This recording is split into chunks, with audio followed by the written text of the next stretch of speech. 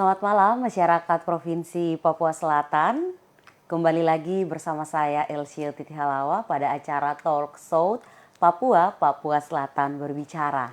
Dan malam hari ini kita sudah ada bersama-sama dengan Bapak Sularso. Selamat malam Bapak. Selamat malam. Apa kabar Bapak? Alhamdulillah, puji Tuhan, kabar baik dan sehat. Iya, luar biasa Bapak ya. Dan tentunya ini merupakan kesempatan yang begitu baik.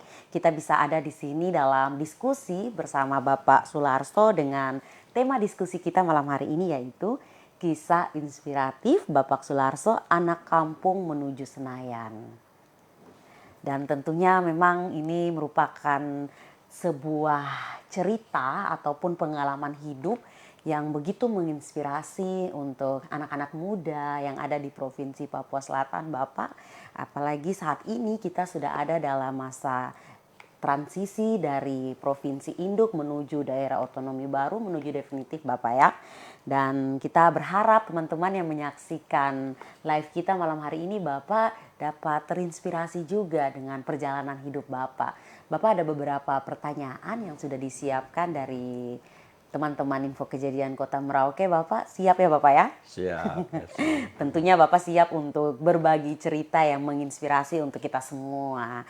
Ya, tapi sebelum itu Bapak boleh menyapa teman-teman yang menyaksikan dari rumah yang ada di Kabupaten Boven Digul, Asmat, Mapi, dan juga Merauke Bapak. Halo, selamat malam pemirsa Info Kejadian Merauke di seluruh Provinsi Papua Selatan yang berada di Kabupaten Merauke, Asmat, Mapi, maupun Boven Digul. Selamat malam, salam sukses dan sehat selalu, tetap semangat, semoga apa yang kita kerjakan di hari ini dan hari esok mendapatkan hasil yang sesuai dengan harapan.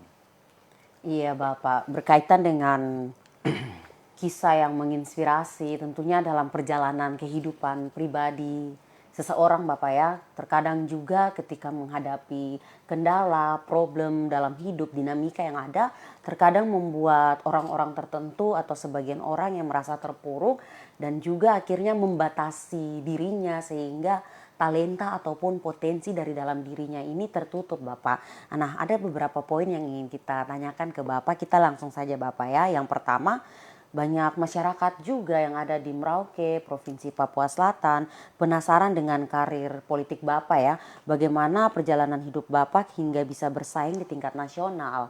Dan kita juga tahu bahwa Bapak Sularso ini merupakan pernah ya menjabat sebagai Wakil Bupati Kabupaten Merauke. Dan pada kesempatan kali ini Bapak dipercayakan juga oleh masyarakat Provinsi Papua Selatan menjadi anggota DPD RI ya, mewakili Provinsi Papua Selatan Bapak ya, untuk di Komite 2 Bapak ya. Nah, mungkin pertanyaan pertama Bapak berkaitan dengan pertanyaan-pertanyaan masyarakat ini. Bagaimana Bapak berjalan dengan karir politik Bapak, perjalanan hidup Bapak hingga bisa bersaing di tingkat nasional ini Bapak? Baik, terima kasih Elsie. Ini pertama ini kesempatan yang sangat baik sekali untuk saya bisa menyapa seluruh masyarakat Kabupaten Merauke dan Kabupaten Asmat, Mapi, Boven Digul yang saat ini sudah menjadi Provinsi Papua Selatan. Nah, dalam proses perjalanan apa yang disampaikan oleh Elsie mungkin benar. Masih banyak sekali masyarakat Papua Selatan mungkin yang belum mengenal secara pribadi ke saya, baik itu secara langsung maupun belum mengenal perjalanan hidup saya. Karena memang saya pribadi belum menulis buku autobiografi atau perjalanan hidup saya untuk mencapai karir politik sampai di Senayan. Dan alhamdulillah puji Tuhan hari ini saya dipercayakan oleh masyarakat Provinsi Papua Selatan untuk menduduki jabatan perwakilan dari daerah Provinsi Papua Selatan di DPD RI. Kalau tadi Elsie menanyakan bagaimana perjalanan hidup saya sampai dengan saat ini, ya mungkin saya sedikit berbagi saja. Tadi kalau saya dikatakan anak kampung benar, saya sendiri lahir di satu desa atau kampung namanya Kampung Wonorejo di Distrik Kurik, Kabupaten Merauke. Dan orang tua saya itu datang bersama dengan teman-temannya. Dulu istilah yang dipakai dulu itu perintis. Jadi bapak saya itu tahun 67, ada yang angkatan 66, 67 dalam satu kelompok di kampung saya itu 99 kakak waktu itu. Dan saya sendiri lahir tahun 68. Nah, dalam perjalanan karir kenapa saya sampai karir politik saya sampai seperti ini? Pertama, memang yang paling penting adalah dukungan dari keluarga orang tua itu sendiri. Nah, kebetulan bapak ibu saya ini seorang petani, Elsie, dan ibu saya itu tidak berpendidikan. Mohon maaf, ibu saya tidak bisa membaca. Bapak saya lulusan kelas 3 SR, kemudian diberangkatkan ke Merauke, dan saya lahir di Merauke. Waktu itu ya kehidupannya sangat sulit sekali.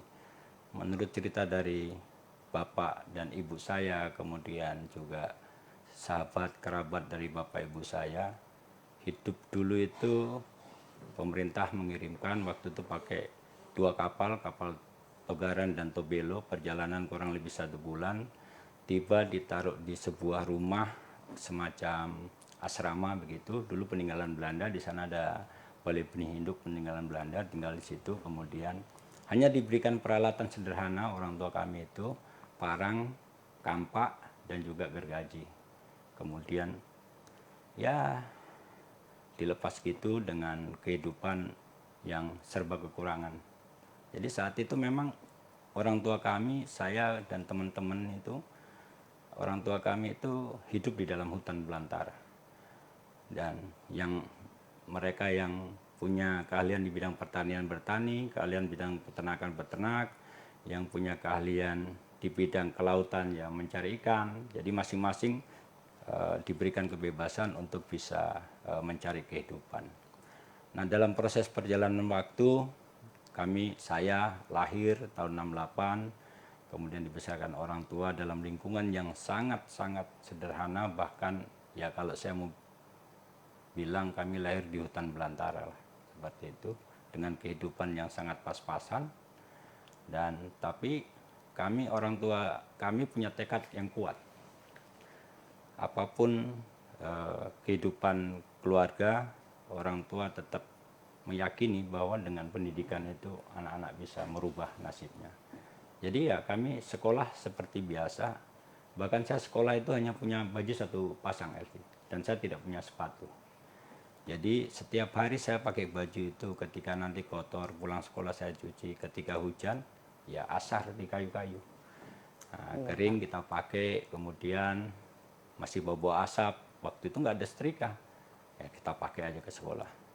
Sampai SD itu saya nggak punya sepatu, kaki kosong. Kalau orang Marin bilang, orang Papua bilang jalan kaki kosong. Iya, kaki lapang. Kaki lapang. Dan saya sekolah di SD Negeri Kurik 1, tamat. SMP juga waktu itu masih persiapan, SMP Kurik 4 itu masih persiapan, saya masuk tahun 83 di situ. Tahun saya tamat 82 saya masuk, 83 jadi SMP Negeri 4, saya tamat 85. Kemudian saya melanjutkan sekolah di kota. Jadi memang pada saat itu kondisinya sangat sulit, bahkan saya sudah sering sekali mengalami jalan kaki dari Kurik ke Kumbe, ke Merauke, ke kota. Itu butuh waktu 1 malam 2 hari. Kadang-kala kita nginep di Notip, di Wendu, nah, baru kita lanjut dengan ya nyamuk begitu banyak. Kita udah rasakan semua itu.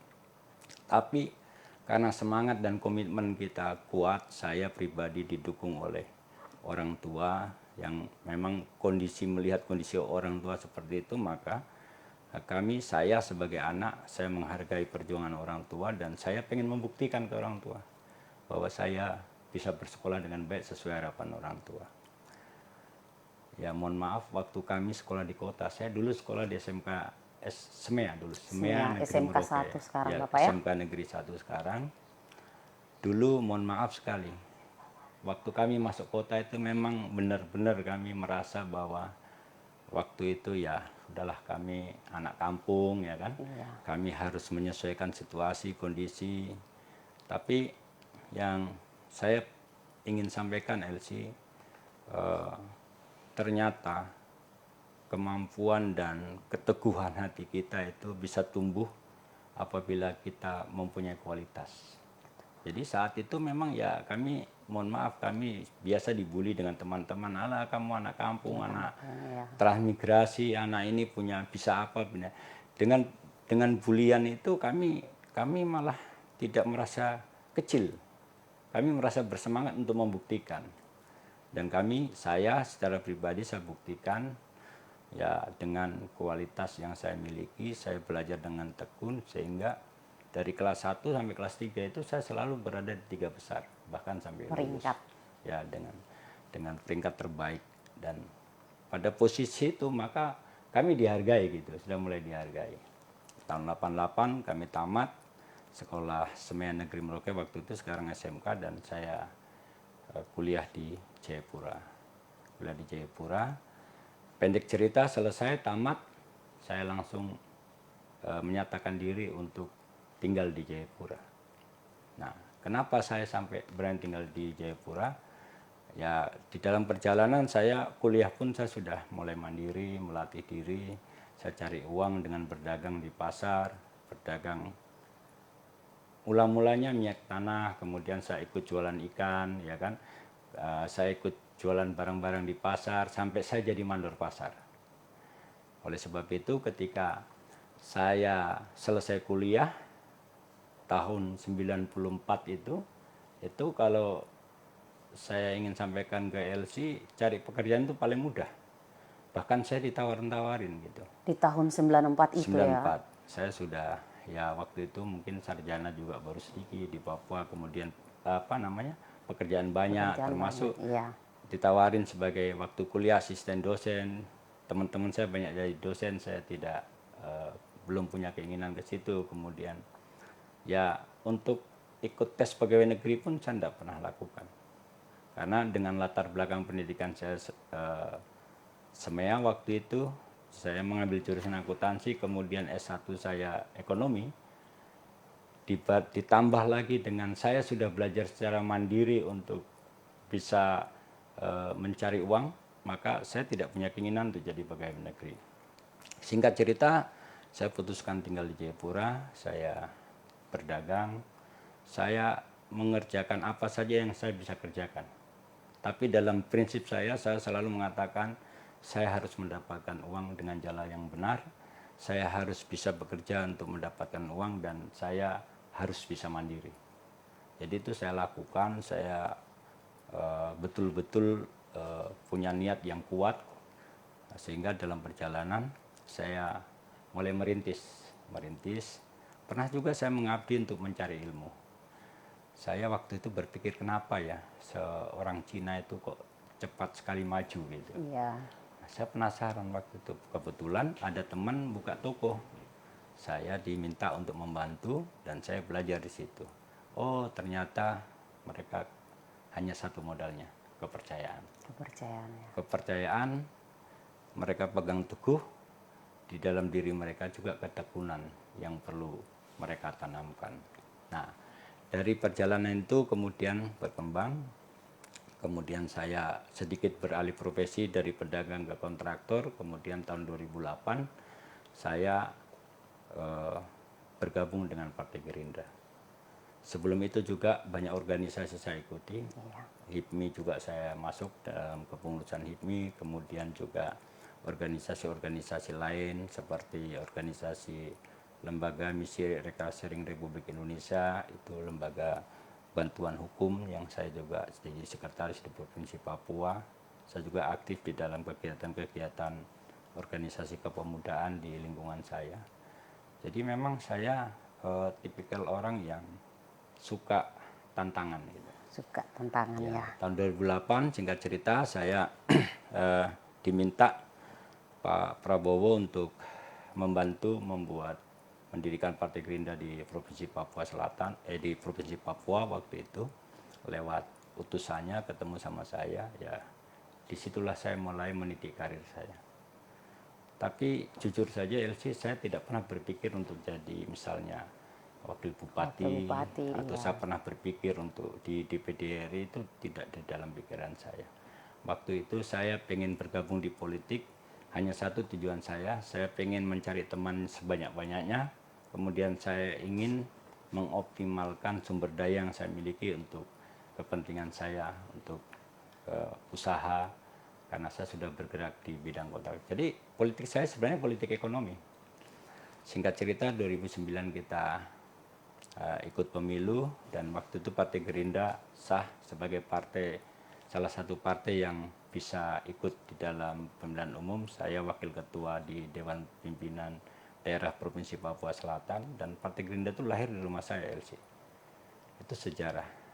Di rumah saya itu di Hamadi, itu rumah saya itu 2 lantai, lantai atas untuk apa namanya, pengurus Provinsi Papua Selatan, Papua saat itu ya. Nah, saat itu lantai bawahnya untuk pengurus kota. Dan kami bersama teman-teman bekerja 2008, 2009 ikut pemilu.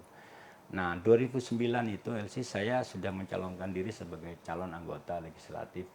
Waktu itu Dapil 6. Dapil 6 itu Kabupaten Mapi dan Kabupaten Merauke. Itu 2009. 2009 saat Ya, itu, saya coba-cobalah karena baru Iya. kan. 2009 karena saya pengurus, diwajibkan untuk ikut, ya saya ikut. 2009.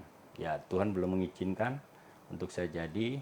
Proses politik, ya politik yang namanya politik kan banyak intriknya kan, seperti Iya. itu. 2014 saya disuruh maju lagi.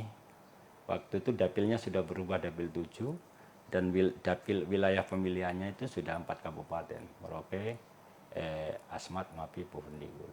Saya maju lagi.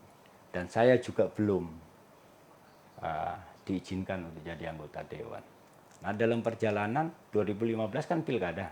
Ya. Saya ketua steering komite pilkada untuk Papua. Saya coba menjaring calon-calon pimpinan daerah di seluruh Papua, di 28 kabupaten di Papua. Saya menjaring, terakhir di Merauke, LC. Kembali ke tanah Saya kelahiran ke Bapak. Merauke bukan untuk maju. Untuk maju Saya ya. karena tugas dari Iya. partai saya ke Merauke, kemudian coba kita melihat siapa sih yang potensi Figur, untuk kita ya. usungkan. Setiap partai kan punya misi untuk menang, mengusung calon kandidat. Maka saya datang, tukar pikiran dan masyarakat, dengan tokoh-tokoh masyarakat, siapa yang kita usung. Nah, dengan teman-teman kemudian kita bahas, setelah pengamatan saya di lapangan, jatuhlah pilihan Pak Freddy Gipsy waktu itu. Nah, Pak Freddy Gipsy, terus kemudian teman-teman tanya, siapa wakilnya kalau Pak Freddy? Nah, kita ada pertemuan waktu itu tidak banyak orang. Kemudian ada teman saya tiba-tiba berbicara. Saya nggak usah sebut namanya lah. Ada teman saya kebetulan berbicara. Kalau bukan Kang Sularso, dia panggil saya Kang. Kalau bukan Kang Sularso, saya tidak mau dukung. Kan gitu. Lah, masa saya yang harus maju? Saya bilang, saya ini habis maju pileg, ya kan. Kemudian saya gagal. Duit juga sudah nggak punya. Masa sih saya disuruh maju? Sudah, perdebatan jadi panjang. Karena ada yang menginginkan saya, ada yang menginginkan orang lain, kemudian ya sudahlah, saya lapor ke DPP, ke pusat. Hasil putusan musyawarah ini seperti ini, teman-teman menginginkan untuk saya maju. Nah, kebetulan waktu itu ketuanya Pak Prof. Suhardi mengatakan, ya sudah, harus Pak Larso yang maju. Siapa lagi kalau bukan Pak Larso gitu. Ya, saya dapat dukungan dari partai saya di pusat, dan Pak Prabowo mendukung penuh untuk saya maju. Saya menghadap beliau oke, maju. Ya sudah, waktu itu saya maju. Ya modal politik aja sih, jadi modal kepercayaan, kemudian karena dukungan teman-teman ada, akhirnya berjalan lancar dan saya menang sebagai wakil bupatinya Pak Freddy tahun 2016. Nah, waktu kan berjalan terus ini di politik, berjalan, kemudian tahun 2021 ada pilkada lagi. Ya saya coba mau maju lagi, tapi waktu itu ada sedikit masalah, kemudian saya tidak jadi maju.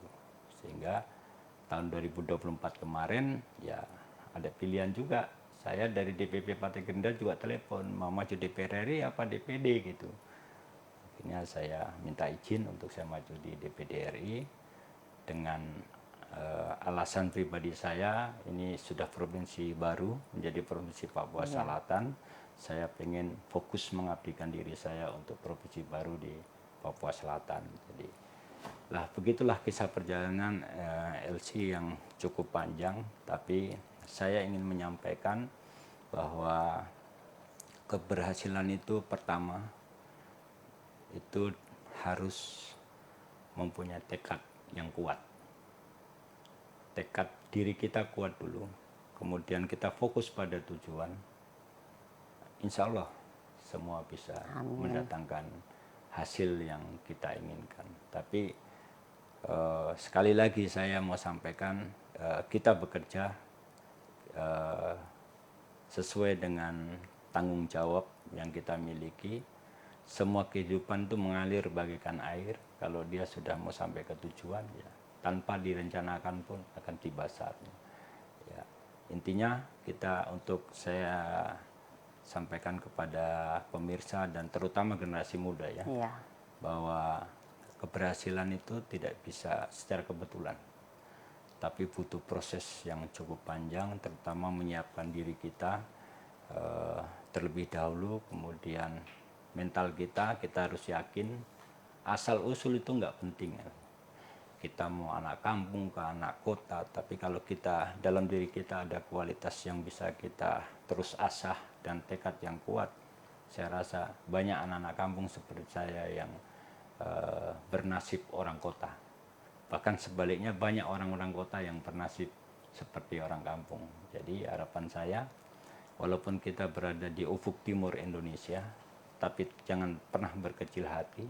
Contohnya saya dengan teman-teman yang lain, kami juga bisa duduk setara di Senayan untuk membicarakan kepentingan nasional secara bersama-sama. Dan mudah-mudahan dengan provinsi baru, kami sudah ada DPD RI di sini, ada DPR RI, ada juga DPR Provinsi Papua Selatan, ada juga DPR Kabupaten di 4 kabupaten. Kita semua bisa bekerja bersinergi untuk memajukan daerah dan kesejahteraan masyarakat di Provinsi Papua Selatan. Mungkin seperti itu. Iya, baik Bapak. Di sini saya sudah garis bawahi ya tentang apa yang Bapak sampaikan, bagaimana kita juga harus mempunyai tekad yang kuat dan juga fokus kepada tujuan. Dan tadi Bapak juga sudah menjelaskan kepada kita, pemirsa ya, teman-teman semua, berkaitan dengan proses yang Bapak jalani, jalan kaki sekian jauh ya Bapak ya, saat itu tidak ada kendaraan, kemudian juga dibully waktu masih sekolah, tetapi hal itu yang membuat semangat juang Bapak itu terus membara ya dalam diri Bapak, hingga saat ini Bapak dipercayakan oleh masyarakat Provinsi Papua Selatan juga untuk ada di DPD RI. Nah, kemudian Bapak, adakah momen yang paling sulit dalam perjalanan Bapak, dan apa yang membuat Bapak saat itu tetap punya tekad untuk maju nih Bapak? Ya, kalau dalam kehidupan LC itu setiap orang mungkin punya tantangan ya. Namun mungkin tantangannya berbeda-beda. Kalau saya boleh analogikan, ibarat sebuah air, mungkin ukurannya berbeda-beda gitu. Nah, semakin besar harapan kita atau semakin besar cita-cita kita, itu tantangannya juga semakin besar. Semakin besar. Itu sudah rumus lah, hukum alam seperti itu. Nah, beda dengan misalnya orang yang pengen hidup sederhana, keinginannya ya yang penting saya bisa hidup, kemudian saya bisa menghidupi keluarga, kemudian saya bisa memberikan kewajiban saya kepada anak-anak. Nah, itu tantangannya nggak terlalu berat. Bagi saya tantangan cukup banyak. Di politik misalnya, mungkin LC tahu sendiri di politik itu seperti apa. Persaingan antar partai politik, Jakarta persaingan di internal juga seperti itu. Tapi yakinlah kalau kita teguh pada perjuangan, suatu saat kita akan membuahkan hasil. Bukan berarti membuahkan hasil kalau seorang politisi itu harus jadi politisi, kemudian duduk sebagai kepala daerah atau apa, tidak. Tapi dalam politik itu banyak manfaat. saya bisa kenal orang-orang hebat itu karena politik. Karena politik ya. Orang-orang hebat yang ada di mana-mana itu karena politik. Bahkan kalau saya sampaikan di mana-mana di seluruh Indonesia sekarang itu saya punya teman. Yes. Itu karena modal politik. Nah, kalau kita sudah punya teman, kita punya potensi, misalnya saya seorang pedagang atau saya seorang kontraktor, maka teman itu aset. Iya. Nah, kita bisa saling memberikan informasi, mengembangkan usaha masing-masing, saling mendukung baik dari sisi manajemen maupun dari sisi permodalan. Nah, oleh sebab itu sebenarnya ya mungkin LC sendiri banyaklah sudah berorganisasi dan itu modal. Berorganisasi dengan bergaul banyak teman itu modal untuk kita bisa mengembangkan diri, baik kapasitas building kita maupun relasi yang kita bentuk. Kalau tantangan ya tadi sekali lagi jujur tantangan itu selalu ada. Iya. Tapi karena tekad yang kuat maka tantangan itu menjadi sebuah ya kalau saya sih biasa-biasa saja. Artinya itu sudah konsekuensi orang pengen berjuang atau pengen sukses. Ya hanya dua pilihan, kalau dia tidak sukses dia gagal kan gitu. Iya, ya, hitam dan putih Bapak ya. Hitam dan putih. Dan kalau saya jujur saja saya secara pribadi saya bisa mengukur seberapa besar tantangan yang akan saya hadapi dengan sebuah rencana kerja yang saya akan lakukan. Jadi plus minusnya itu ada. Jadi ketika plan pertama kita gagal, maka kita tidak jatuh ke bawah dan kita masih bisa tetap survive untuk bisa hidup. Nah, itu yang saya ingin sampaikan sehingga nanti segala sesuatu yang kita rencanakan kita harus memikirkan resikonya terburuk. Kita tidak boleh memikir keberhasilannya. Nah, mau dagang, mau di politisi, mau di birokrasi, mau di petani, nelayan, semua punya konsekuensi, punya risiko. Jadi ya sebaiknya kita harus mampu mengambil manajemen risiko sehingga sebelum kita memutuskan, kemudian kita tahu apa resikonya, apa keuntungannya. Semoga dengan dua-dua risiko, untung atau rugi itu kita mampu untuk mengatasi itu yang paling penting. Kira-kira seperti itu. Iya Bapak, ini menarik ya. Yang kita juga sudah mendengarkan cerita hidup, pengalaman perjalanan, di mana yang saya lihat bahwa di setiap perjalanan Bapak dari masih saat lahir, kemudian SD, SMP, SMA, dan kuliah, Bapak ini memang survive benar ya dengan segala risiko, tantangan, apalagi merantau ya Bapak ya, dan bekerja dan mengantarkan Bapak sampai di titik saat ini. Dan tentunya proses ini bukan sesuatu yang instan langsung didapat, tapi membutuhkan perjuangan dan memang jatuh bangunnya ya Bapak ya di lapangan itu seperti apa. Nah, kadangkala Bapak izin anak muda saat ini, milenial, Gen Z, Gen Alpha, terkadang kita yang sudah ada dalam kehidupan yang mau dibilang berkembang ya, mau telepon, internet sudah ada, jaringan sudah ada di mana-mana. Beda dengan zamannya Bapak dulu tahun 70, 80, 90-an menyurat ya, kalau mau dengan orang tua komunikasinya menyurat dan sebagainya Bapak. Dan terkadang juga anak muda saat ini di zaman ini Bapak ketika mendapatkan informasi entah itu yang belum tahu kebenarannya seperti apa, tetapi sebagian besar ada anak-anak, oknum-oknum kita anak-anak muda ini sudah duluan memprotes ataupun menganggap bahwa itu tidak baik tanpa kita kaji lebih jauh plus minus yang tadi Bapak sampaikan. Mungkin di kesempatan kali ini juga ada penyampaian pesan-pesan kepada kita ya anak-anak muda Provinsi Papua Selatan. Apalagi saat ini dalam Komite 2 bidangnya Bapak juga berkaitan dengan beberapa bidang terkait pertanian, perhubungan, kelautan, dan anak muda saat ini tentunya yang 5-10 tahun ke depan yang akan mengisi posisi-posisi ini Bapak. Mungkin ada pesan-pesan, nasihat untuk kita kaum muda saat ini Bapak. Ya baik, terima kasih Elsie. Kenapa saya kemarin memutuskan untuk maju di Dewan Perwakilan Daerah, bukan lewat partai politik di DPR. Karena saya berpikir bahwa daerah ini mempunyai potensi yang luar biasa. Dan saya secara pribadi meyakini Provinsi Papua Selatan ini bisa melakukan lompatan-lompatan dalam bidang pembangunan. Karena pertama, kita mempunyai potensi sumber daya alam yang luar biasa. Walaupun sampai saat ini kita nggak punya sumber daya alam seperti emas, kemudian minyak.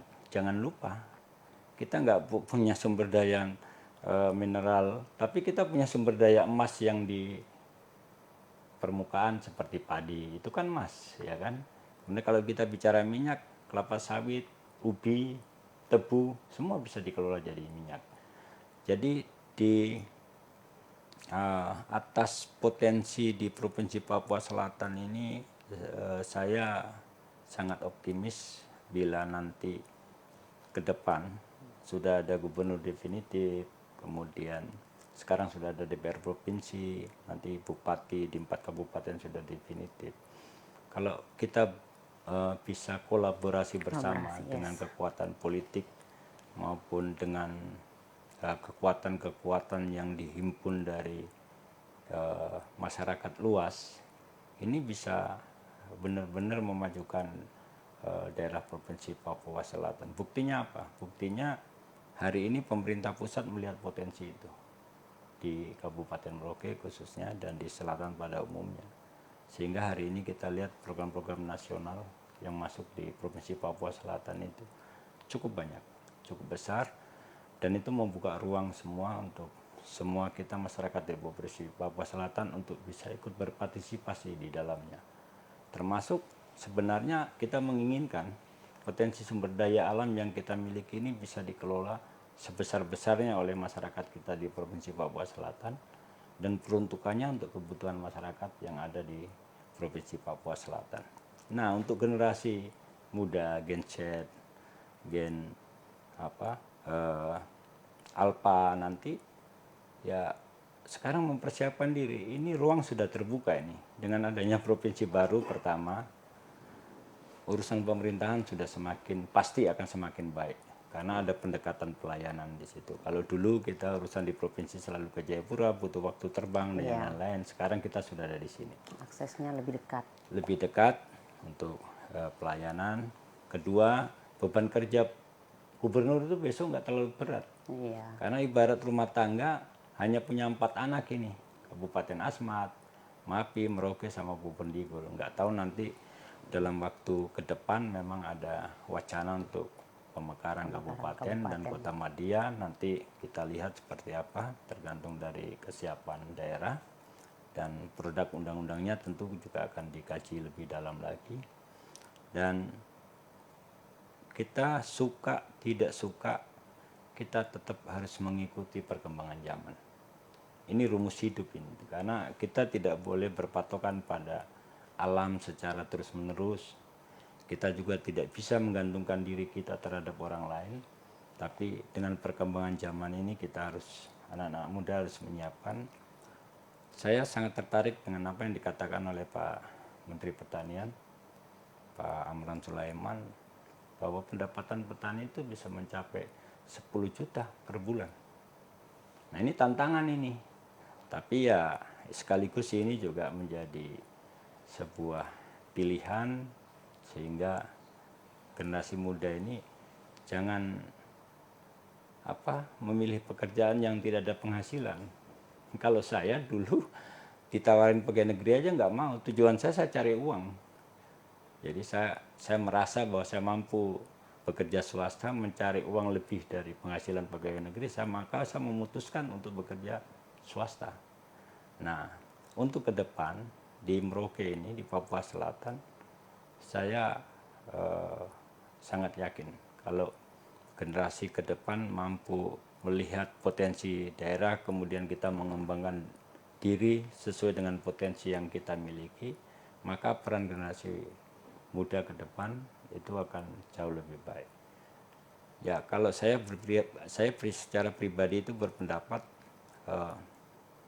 usaha yang paling menjanjikan itu adalah usaha di sektor pertanian. berjalannya waktu, kalau teknologi LC hari ini pegang HP merek A, merek B, besok sudah keluar C, sudah keluar D. Dalam waktu cepat dia akan berubah. Tapi kalau kebutuhan pangan nggak pernah akan ada gantinya. Pertumbuhan penduduk itu dia berkali-kali, kebutuhan pangannya belum tentu bisa dicukupi.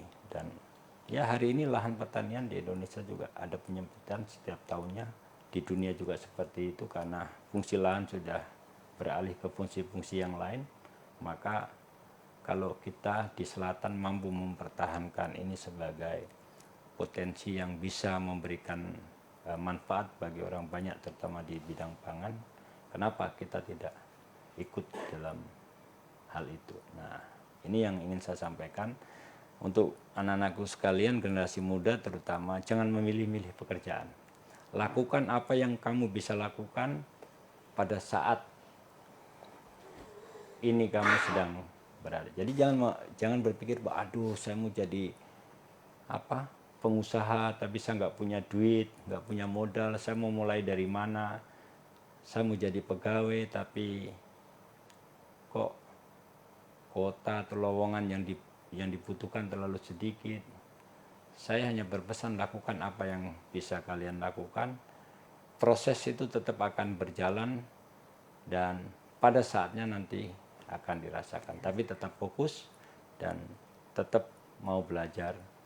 Untuk informasi yang mungkin ya istilahnya waktu memang harus digunakan baik, hati-hati di dalam menerima informasi, harus dilihat baik-baik, dikaji. Yang tidak penting-penting sudahlah, nggak usah diperhatikan atau mungkin bahkan ya saya sendiri secara pribadi merasa khawatir karena kecenderungan misalnya di berita-berita ya, baik orang main YouTube maupun di reel ya, kecenderungan tayang yang lebih tinggi itu hal-hal yang negatif. Yes. Ini menjadi tantangan kita semua. Jadi kalau berita-berita yang menyangkut teknologi, kemudian yang menyangkut kesempatan kerja dan yang lain-lain, justru tidak tenggelam dengan berita-berita yang sifatnya ya dalam tanda kutip ya, yang agak miring-miring dikit gitu ya. Ini menjadi kekhawatiran bersama. Tentu ini bukan menjadi tugas pemerintah saja, tapi ini menjadi tugas bersama terutama keluarga,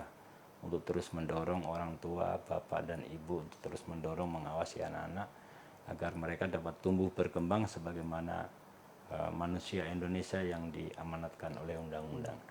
Itu harapan kita. Gitu. Iya, baik Bapak. Kemudian yang terakhir Bapak ya, pertanyaan terakhir dari apa yang Bapak jelaskan dan juga tentu kita sebagai anak muda ini kan kita rasa ingin tahunya cukup tinggi dan sebagainya Bapak. Berkaitan dengan perjalanan hidup Bapak, apakah ada kegagalan yang justru membawa Bapak ke arah kesuksesan atau kebahagiaan? Ya, saya orang swasta, saya orang politik. Kegagalan di dalam sebagai seorang swasta, saya misalnya contoh ya, saya pernah jadi kontraktor, kemudian saya melakukan kerja rugi itu sudah sering. Tapi itu tadi saya sampaikan, saya sudah bisa menghitung kemampuan saya di dalam menghadapi masalah. Sehingga saya ketika jatuh, saya masih mampu bangun. Sebagai politisi juga begitu, saya berulang-ulang tanding dan saya berulang-ulang jadi tim sukses. Untuk pilkada, untuk Pak Prabowo aja 4 kali LC. Kita ini, ya kan? Ya tapi ya sudah, akhirnya sekarang juga berhasil. Artinya kita harus belajar dari orang-orang yang gagal kemudian berhasil agar kita bisa menjadi orang-orang kuat. Orang kuat ini penting, bukan orang hebat. Dia hebat kalau tidak kuat, maka suatu saat juga akan tumbang. Yes. Jadi kita harus jadi orang kuat dulu sebelum jadi orang hebat. Nah, maka setiap diri kita harus tetap diasah untuk menjadi orang kuat. Nah, saya walaupun anak kampung LC, saya punya tekad itu bulat. Untuk memajukan diri saya itu bulat sekali. Dengan berbagai macam tantangan dan halangan. Banyaklah kalau saya mau cerita. Ya, tadi saya sudah sampaikan kita ini kalau dulu anak kurik itu jalan kaki 50-60 kilo itu sudah biasa. Dan apakah itu jadi hambatan? Tidak juga. Justru itu yang memotivasi kami menjadi orang kuat. Jadi pesan saya, bulatkan tekad, kita untuk bisa maju, supaya kita punya kemampuan untuk mengendalikan diri dan punya keinginan yang besar untuk menjadi maju. Sekali lagi, asal-usul tidak penting, suku tidak penting, agama tidak penting. Yang paling penting adalah kualitas hidup kita, kualitas di dalam diri kita. Jadi semua punya potensi yang sama. Ya, Tuhan sudah menciptakan kita dari lahir itu semua punya kesempatan dan punya kayak yang sama. Sekarang tinggal kita punya kemauan atau tidak untuk mau maju atau pilihannya mau mundur. Ya, itu pilihan pribadi-pribadi. Tapi ruang selalu dibuka oleh pemerintah dalam mengambil setiap kebijakan. Pemerintah pasti akan selalu berpihak kepada masyarakat. Apalagi sekarang Pak Presiden Pak Prabowo benar-benar mengirim pesan kepada kita semua, baik itu di pemerintahan, di politisi, untuk kita selalu berpihak kepada rakyat. Maka itu menjadi modal kita, menjadi semangat kita agar kedepannya masyarakat kita di Papua Selatan dan daerah kita bisa cepat tumbuh dan berkembang sebagaimana di daerah-daerah lain. Begitu. Ya baik, terima kasih Bapak ya atas apa yang Bapak sampaikan ini, bisa mengedukasi kita semua yang menyaksikan live info kejadian Kota Merauke, sehingga teman-teman yang saat ini lagi berjuang, apalagi tadi Bapak kita sudah dengar juga Bapak sempat menyentil berkaitan dengan tes ya. Kita melihat juga di lapangan bahwa yang mengikuti tes ini hampir 15.000 dan kuotanya yang dibutuhkan hanya 1.000 untuk saat ini. Tetapi ada ruang-ruang lain lagi yang bisa teman-teman masuk. Ketika ada yang tidak tembus, maka harus tetap punya tekad, fokus, semangat untuk ke bidang-bidang lainnya ya Bapak ya. Karena Bapak Sularso dari kampung sudah membuktikan kepada kita semua masyarakat Provinsi Papua Selatan dan secara umum masyarakat yang ada di seluruh tanah air Indonesia ini ya, bahwa perjuangan hidup Bapak ini bukan main-main Bapak ya. Dari yang Bapak sampaikan, orang tua pastinya Papa dan Mama dari Bapak Sularso sangat bangga dengan anaknya. Amin. Dengan perjuangan hidup yang dari orang tua yang dari kampung, dengan perjalanan sekolah yang tadi Bapak juga sampaikan bahwa ke sekolah itu tidak pakai sepatu, pulangnya bajunya hanya satu, pakaian seragamnya dijemur lagi, tetapi itu tidak membatasi Bapak Sularso dalam bermimpi dan punya semangat untuk menjadi manusia. Dan tujuan utamanya kalau Elsie lihat bahwa Elsie melihat bahwa sebenarnya dari dalam hati Bapak Sularso yang paling utama itu adalah membuktikan kepada Papa dan Mama bahwa perjuangan yang Papa Mama punya usaha bekerja dari seorang petani, anaknya ini mampu untuk berjuang untuk membahagiakan Papa dan Mama. Artinya bahwa untuk teman-teman kita semua anak muda Papua Selatan, anak-anak asli Papua, anak-anak trans, siapapun kita yang ada di Merauke, Bovendigul, Asmat, Mapi, bahwa jangan kita menghabiskan waktu kita Bapak ya dengan hal-hal yang tidak penting seperti miras, lain sebagainya. Mari kita membuka diri, meningkatkan dan menggali potensi apa yang ada dalam diri kita.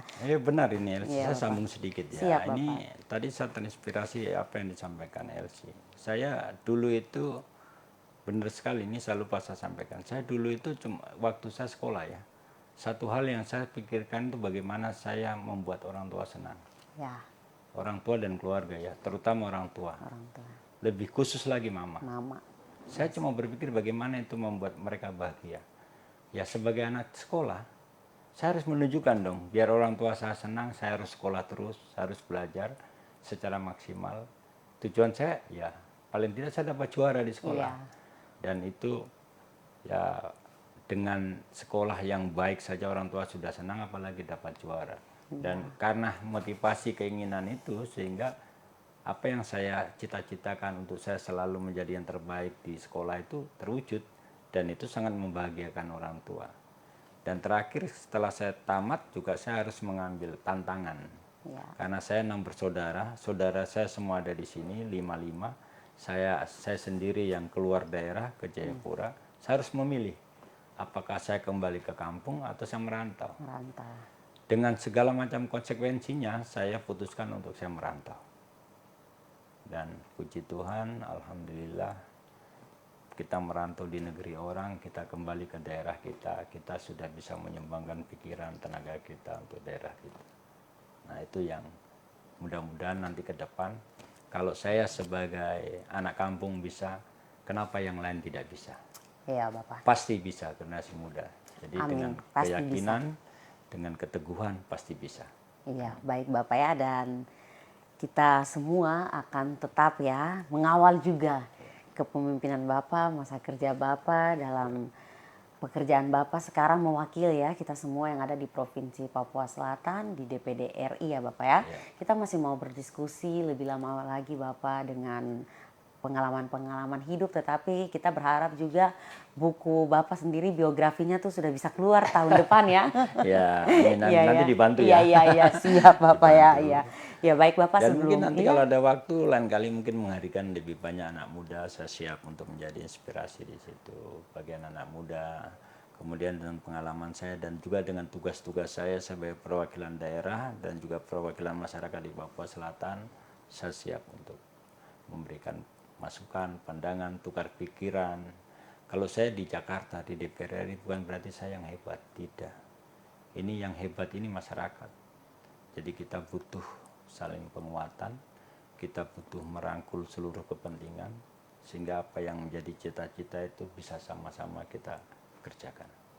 Baik Bapak, ya teman-teman semua anak-anak muda yang ada di 4 kabupaten ini sudah mendengarkan ya apa yang Bapak sampaikan. Bapak juga membuka hati, membuka ruang untuk teman-teman muda-mudi yang mau berdiskusi ya. Jadi teman-teman yang ada di pedalaman-pedalaman pun nanti bisa menghubungi admin Info Kejadian Kota Merauke ya, terlepas dari yang ada di Provinsi Papua Selatan, Ibu Kota Merauke. Teman-teman yang di mana saja berada, mari datang sama-sama, tong duduk, berdiskusi lebih dalam lagi. Kita juga bisa minta tips-tips dari Bapak bagaimana kegigihan Bapak dalam dunia swasta hingga mengantarkan Bapak sekarang ke DPD RI. Baik Bapak, sebelum menutup podcast kita di malam hari ini, Bapak boleh memberikan closing statement untuk masyarakat Provinsi Papua Selatan. Baik, terima kasih Elsie. Untuk pemirsa Info Kejadian Merauke di mana saja di 4 kabupaten, saya hari ini merasa sangat bahagia dan terhormat didatangi oleh tim Info Kejadian Merauke, Ibu Elsie sebagai pembawa acara, dan saya ingin menyampaikan kepada seluruh masyarakat di Provinsi Papua Selatan, kita manfaatkan waktu yang sedang kita jalani bersama, karena waktu tidak akan pernah mundur, waktu terus berjalan. Sejarah penting untuk kita ingat, sejarah penting untuk kita pelajari, untuk terus kita melangkah ke depan. Jadi saya mengajak untuk kita semua, ayo kita terus berpikir maju, jangan terus berpikir mundur, nanti kita nggak maju-maju. Lupakan hal-hal yang sudah terjadi, untuk hal-hal yang sudah terjadi, tapi kita terus melakukan langkah-langkah untuk kedepannya, sehingga nanti mudah-mudahan kita semua bisa menjadi masyarakat yang hidup berdampingan di Provinsi Papua Selatan, sama-sama maju. Dan saya berharap kepada kita semua untuk terus mendorong kemajuan pembangunan di Provinsi Papua Selatan, karena pembangunan bukan menjadi tanggung jawab pimpinan daerah saja, bukan menjadi tanggung jawab politisi saja, tapi pembangunan ini menjadi tanggung jawab bersama. Semua punya peran penting, baik tokoh masyarakat, tokoh agama, tokoh pemuda, dan juga elemen-elemen masyarakat yang bergerak di swasta, baik petani, nelayan, dan juga pedagang, semuanya punya peran penting di dalam pembangunan di Provinsi Papua Selatan. Harapan kita sebagai masyarakat Provinsi Papua Selatan, kita tetap bersaudara. Ya, ini pilkada ini hanya sebuah perlombaan. Jadi jangan sampai dengan pilkada ini kita meretakkan hubungan persaudaraan kita. Siapapun yang jadi pemimpin nanti di Provinsi Papua Selatan wajib kita dukung, dan juga di 4 kabupaten di wilayah cakupan Provinsi Papua Selatan, sehingga kita bisa hidup berdampingan bersama-sama untuk menuju masyarakat yang lebih maju. Demikian. Iya, baik. Terima kasih Bapak Sularso atas motivasi yang Bapak sampaikan, berikan kepada kita melalui live info kejadian Kota Merauke. Dan untuk teman-teman semua, jaga mimpimu tetap hidup. Pahami bahwa untuk mencapai sesuatu membutuhkan keyakinan dan kepercayaan diri, visi, kerja keras, tekad, dan dedikasi. Ingatlah, segala sesuatu mungkin bagi mereka yang percaya dan mau berusaha. Gail Divers. Terimalah salam persaudaraan kita dari ujung timur Indonesia, Provinsi Papua Selatan, Kabupaten Merauke. Izakot Bekai, Izakot Kai, satu hati, satu tujuan.